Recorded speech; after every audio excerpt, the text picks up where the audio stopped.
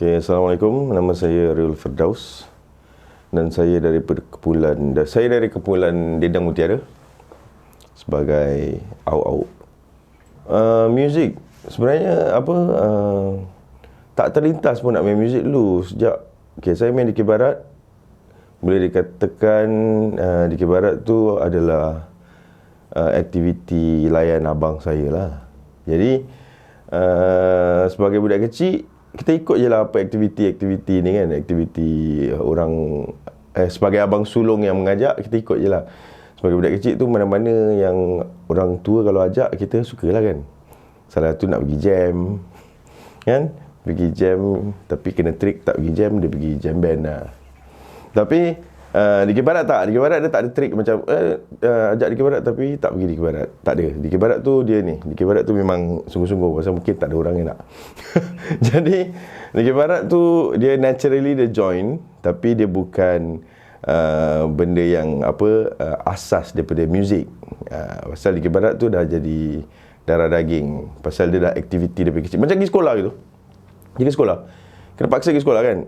Secara tak langsung dapat pelajaran. Jadi dalam di Kibarat, join aktiviti di Kibarat, secara tak langsung dapat pengalaman-pengalaman yang menghalusi dalam segi bab seni lah. Gitulah. Jadi di Kibarat tu ada muzik. Di Kibarat tu salah satu tu muzik gendang kan. Jadi tu benda yang bukan tercetus lah, dipupuk dengan benda yang ada related dengan muzik. Yang mana dari situ barulah kita start belajar, ataupun dia akan link, dia akan benda ada berakar lagi lah dari situ. Okey, waktu bersama Dendang, saya tak ada rasa. Okey lah, kalau orang nak tahu antara apa yang saya dalam Dendang, saya pun tak tahu apa orang tahu kan. Tapi saya tahu, saya enjoy main di Kibarat lah. Tapi sebagai yang muda, bila kita tengok orang Merbana tu yang paling best sekali lah. Saya tak terfikir pun saya nak jadi tukang karut ataupun juara lah. Pasal saya tak vokal. Secara naturally saya tak vokal. Saya tak pandai seorang untuk nak buat persembahan seperti tukang karut punya tas ataupun untuk juara. Jadi saya lebih pada muzik lah. Maksudnya lebih pada gendang lah. Pasal syok apa main Merbana kan, time kecil-kecil. Tak adalah rasanya budak kecil yang tak nak try main Merbana. Walaupun tak tahu main pun macam ini lagi style lagi cool apa main Merbana daripada menjadi awak kan. Jadi saya try lah. Jadi daripada try gendang, tu lah. Daripada situ kita belajar belajar tempo. Dan awak ada satu cerita lah yang bikin saya terus macam okey lah, duduk diam-diam pak awak sudah lah. Pasal dalam Dendang terlalu ramai rebanis sampai kecundang lah. Kecundang lah dengan nak jadi rebanis. Pasal ramai yang bagus. Okay, standard kalau let's say nak cakap dalam posisi budak kecil standard akan belajar main gong dulu atau canang. Rasanya waktu masih kecil tu rasa gong atau canang tu instrumen yang paling tak important sekali. Tapi secara dewasa sekarang ni, saya rasa macam itu mengajar kita tempo. Kalau ada juga yang tua-tua pun tak tahu main canang. Tapi nampak dia tak important, tapi itu adalah salah satu backbone of the whole structure of the Kibarat lah. Pasal kalau tak ada tempo apa. Jadi saya mula dengan main gong. Ya, saya rasa saya main gong. Saya main gong, lepas tu barulah terstart tahun berapa tu belajar gong dengan canang. Main sama-sama. Jadi boleh save manpower lah waktu tu kan. Mungkin lah, saya rasa lah. Jadi lepas tu upgrade lagi lah main anak, terus main Merbana. Yang lepak tu saya tak terfikir pun. Betul lah. Saya tak terfikir ataupun tak ada interest pun untuk nak jadi frontman. Saya lebih pada macam itulah yang bahagian percussion dengan awak lah. Yang awak naturally dia akan ni lah, macam kira budak kecil bila dah besar, dia dah sama position dengan orang tua, dah boleh jadi awak lah. Kalau tak, satu budak kecil pada tengah apa hal pula kan. Jadi waktu dah secondary tu dah start main awak lah. Jadi lepas dah jadi awak tu, itu je lah. Kebetulan waktu main Dikir Barat pun saya involve music. Pasal saya nak explore lebih apa bab music kan. Jadi sampai yang terakhir tu saya main, bukan terakhir lah, dia tak cakap terakhir, tapi tu yang last saya aktif lah, tahun 1998 lah. 1998 perdana lah. Tu yang last yang saya sungguh-sungguh dari Dikir Barat lah. Lepas 1998, 1999 tu saya dah lebihkan saya punya arah kepada muzik daripada Dikir Barat lah. Tapi Dikir Barat pun tetap adalah satu akar yang ada dalam diri. Okey, mungkin saya jenis ni, saya tak cakap yang saya tak suka Dikir Barat. Saya masih suka dan saya masih bangga jugalah dengan Dikir Barat. Cuma saya tak aktif pasal saya tak dapat explore. Okey, apa yang terjadi dengan kumpulan, apa terjadi kepada manusia-manusia lah, in other words lah, orang-orang yang involved Dikir Barat. Contoh macam Rizal, contoh macam Bobo, contoh macam siapa-siapa lagi lah yang sejenis dengan dia. Diorang tak dapat luahkan apa yang diorang nak dalam Dikir Barat tu. Diorang buka kumpulan baru. Untuk saya pun sama juga. Saya nak buat benda apa yang saya nak, tapi saya tak boleh buat kumpulan baru. Pasal pada saya buka kumpulan Dikir Barat banyak kerja lah. Banyak kerja lah. Nak kena cari orang, nak gitu kan. Tapi secara tak langsung saya pun boleh pergi lagi satu cabang untuk nak explore bab muzik lah. Jadi saya buka lagi satu band instead of buka lagi satu kumpulan Dikir Barat. Tapi kalau nak cakap dalam segi explore dalam Dikir Barat, saya masih rasa sampai sekarang yang saya boleh explore walaupun tak ada kumpulan Dikir Barat. Jadi yang bikin saya berhenti, bukan saya berhenti, yang penting saya tak aktif sangat dalam Dikir Barat lepas tahun 1998 tu, pasal saya nak explore music. Saya kejarkan secara dia punya music dia instead of satu genre Dikir Barat je. Maksudnya gitulah. Oi, influence influence actually tu influence actually betul lah. Saya tak ada influence daripada Kelantan. Saya dengar je lagu Kelantan, tapi saya tak influence terlalu mendalam dalam segi tiap-tiap artis ataupun legend-legend Dikir Barat daripada Kelantan ni. Saya lebih, pasal saya punya kemaruk Dikir Barat tu, dia punya tahun ni sekejap je. Ada lah dalam daripada primary 5 tu sampai secondary 4 lah. Tak lah, lama sangat kan. Secondary 4, secondary 3 lah gitu. Jadi saya pengaruh banyak daripada kumpulan-kumpulan Dikir Barat Singapura. Paling saya favourite Nafiri Utara lah. Seperti Irwan yang karut tu. Dan ada satu ni lah, satu awak-awak yang nama Jaafar lah. Dia yang paling outstanding lah. Yang saya rasa tengok macam, oh dia style lah. Pasal dia suka macam tak tu diam lah. Macam ada kumpulan Dikir Barat suka duduk diam kan. Diam je gitu. Kalau dia suka macam, Fahal lah. Gerik lah. Tengah buat ragam. Tengok belakang macam, oh dia ni style. Okay. Boleh. Tu daripada situ saya macam, okay, stand by aku nak jadi macam kau. Tu lah. Jadi kalau nak cakap idolize, saya tak ada spesifik. Pasal saya suka, selalu yang apa yang saya bikin, saya akan fokus on the genre, bukan genre, apa? Dia punya kebudayaan dia. Saya tak lebih individu, lebih kurang macam gitulah. Okey, bab sound engineering, bab recording, merakam lagu asas dia sebenarnya boleh dikatakan daripada Dikir Barat jugalah. Pasal kita mula belajar rekod ni daripada album-album Dikir Barat juga. Saya tak rekod saya bukan kali pertama untuk saya masuk studio bukan untuk lagu biasa. Saya tak datang sebagai gitaris, saya datang sebagai awak-awak. Jadi awak-awak datang macam recording Dikir Barat itu. Kan intention dia Dikir Barat. Tapi bila datang tu Dikir Barat, awak tak important juga. Tak important juga. Jadi macam kalau macam datang, aku rekod Dikir Barat, aku apa? Aku juara. Ada juga satu track dia seorang kan. Ni ada juga kalau Rebana dia seorang je main kan. Kalau macam Karut ada je. Ni kira macam datang Dikir Barat. Awak. Habis awak nak buat apa nyanyi ramai-ramai. Apa? Syok sangat.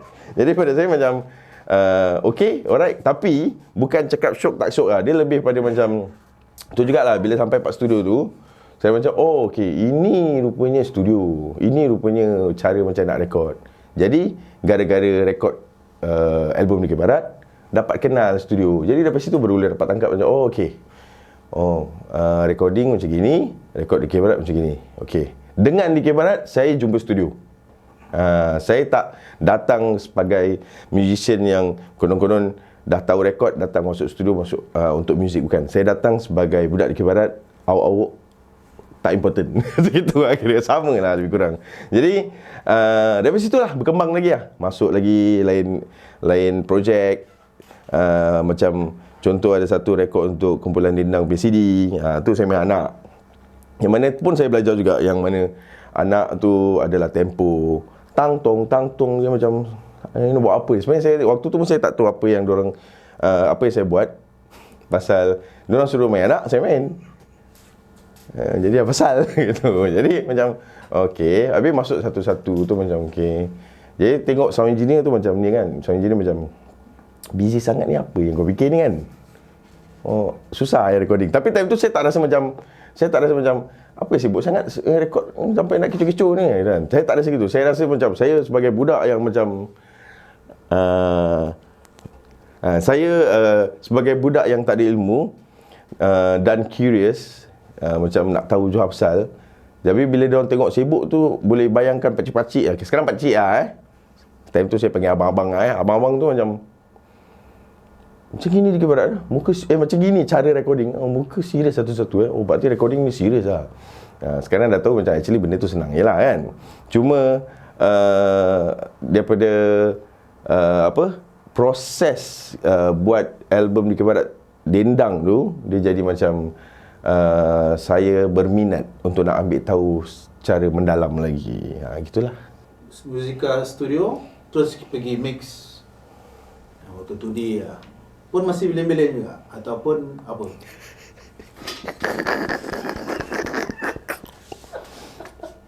Okay, daripada zaman rekod di Musika, rekod album di Barat, sampai ke zaman pergi ke mix studio, yang mana sound engineer tu Jerry. Saya punya role, kalau dalam filem tu, dia bukan spotting dia extra. Dia macam, okay, kalau cerita Piramli tu dia ada jalan 4 tingkap tu, jalan ada satu orang jalan je. Tak important. Walaupun Dendang tak important. Pasal dia ni lah, rekod anak, bila-bila je gitu kan. Adakan syarat. Saya tak main anak pun, orang lain boleh main.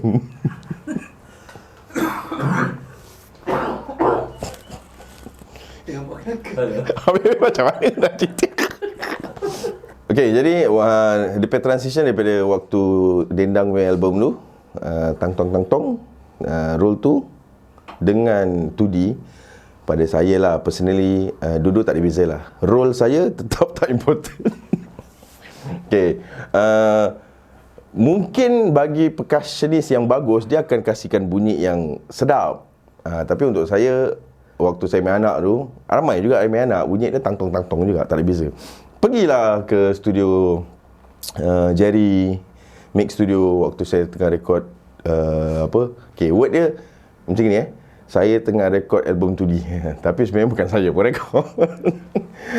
Waktu tu sebenarnya dia scout talent lah. Jadi terpilih lah pasal Rifa'ah dengan Rosli, dia frontman kan. Jadi memang dah tercetus tu idea yang Zaharian Osman ni, producer ataupun bos 2D lah dia ambil ni talent untuk ciptakan satu kumpulan yang nama 2D. Jadi waktu tu Rifa'ah dengan Rosli, abang saya tu, ni dua yang the main one untuk nak bikin projek ni. Kebetulan saya adik-beradik. Dah adik-beradik dah terlanjur, okey lah, tarik je lah gitu kan. Enang dengan 2D. Jadi antara empat tu semua frontman. Saya pun tanya juga dengan diri saya juga, apa hal aku kat dalam ni? Aku nak buat apa ni kan? Okey, kebetulan, tapi saya tak terfikir time tu. Saya tak terfikir dalam segi album tu meletup tak meletup. Tapi saya rasa macam okey lah. Kebetulan lagu yang terpilih tu lagu Seindah Syurgawi. Jadi waktu tu bila saya rasa macam okey, saya memang ada naturally saya suka arrange lagu, buat lagu benda yang dah ada tu, buat lagu tu jadi saya tak cakap lagu dah sedap. Saya tak cakap yang saya buat lagu tu untuk jadi sedap. Dia lebih pada saya buat lagu tu untuk cita rasa saya sendiri. Jadi saya rearrange lah lagu Sinar Syurgawi tu, yang mana tu lagu Dikir Barat, yang based on saya punya kebolehan zaman tu kan. Jadi saya bikin lah lagu Sinar Syurgawi tu, dan itu line dia. Jadi saya contribute a range of the song untuk Sinar Syurgawi, itu je. Yang lain saya tak buat apa-apa pun dalam studi. Pasal kalau nak cakap recording, musician semua hebat-hebat. Okay, musician bekerja lah. 4 orang ni, Adib, Enal, Rosli dengan Rifa'ah, diorang ada line. Saya masuk line, masuk bass. Itu kalau masuk suara orang lain pun bukan orang tahu. Apa kecoh sangat. Tu yang saya rasa macam okay, aku nak buat apa. Tapi betul jugalah, aku nak buat apa tu, pada saya that perasaan tu, aku nak buat apa ni, pasal kita tak terfikir pun album ni meletup. Jadi saya rasa macam just involve je dalam tu album, begitu je.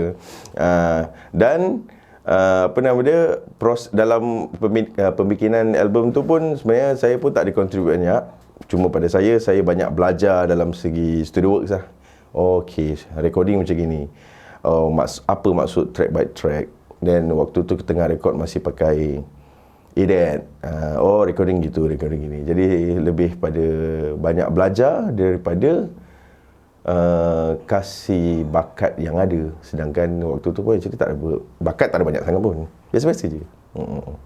Okay, fast forward.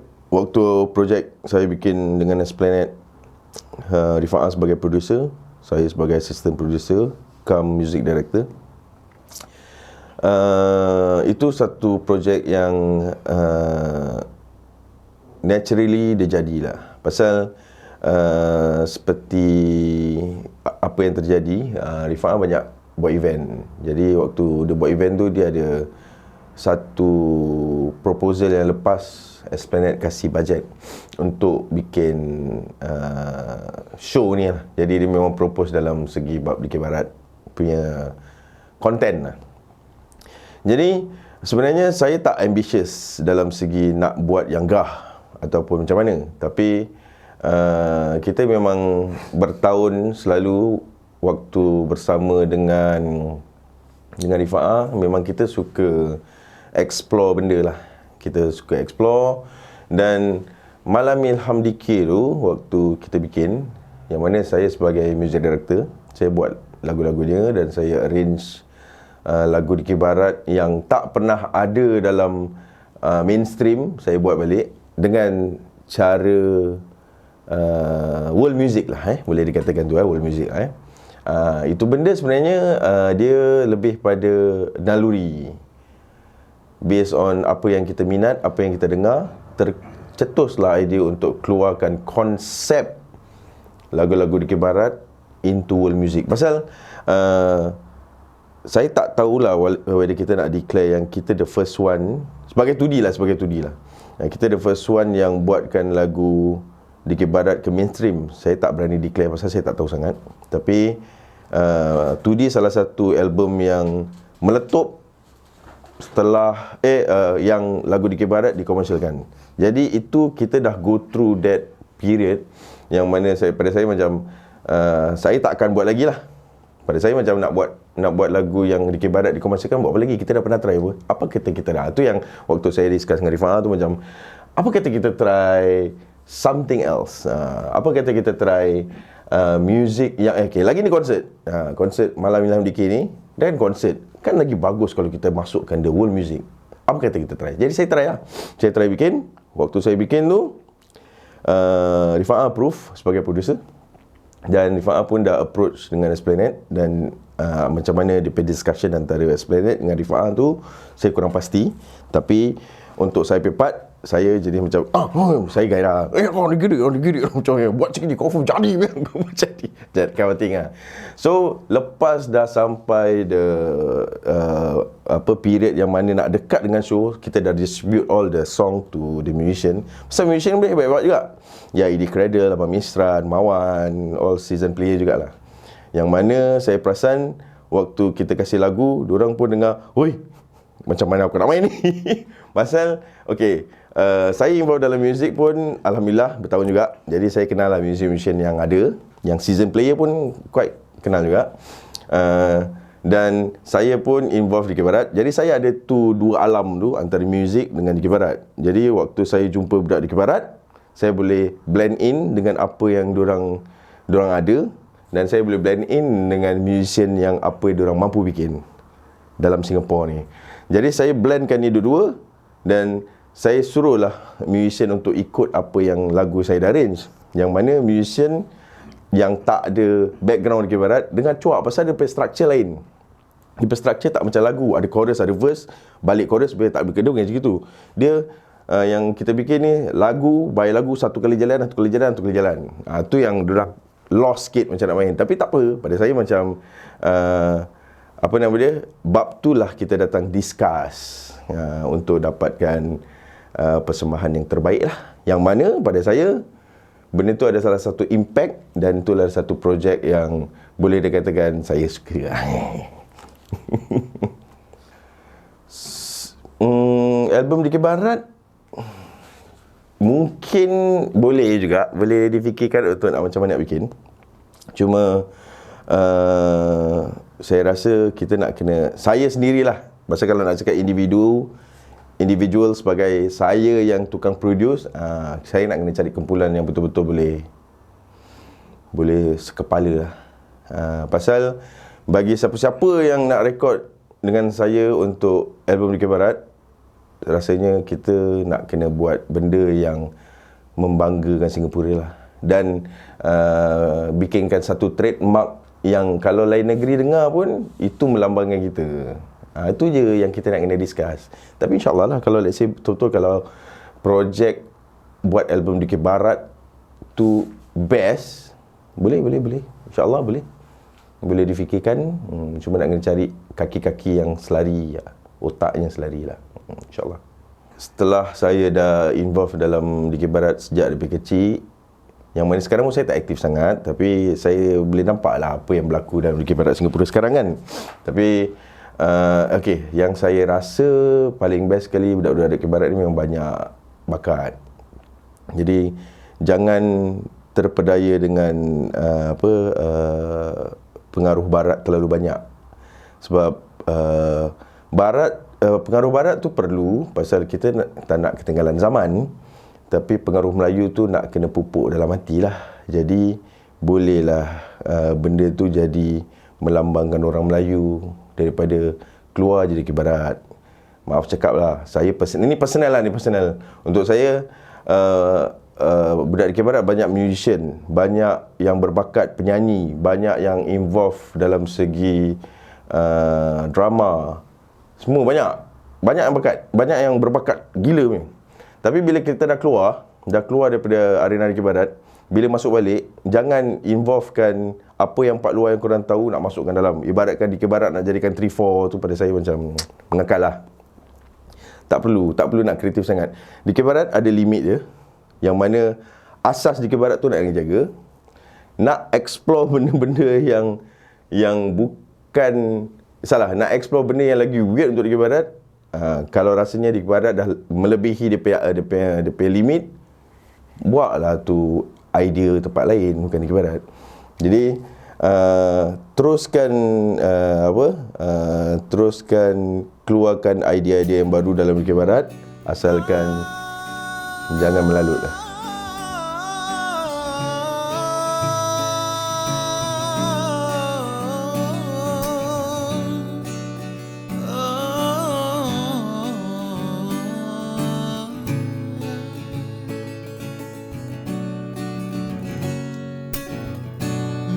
Bukan muara yang ditimbanya titah juita, sudah disaut dari hulunya demi kirana. Jangan tersalah, tunjang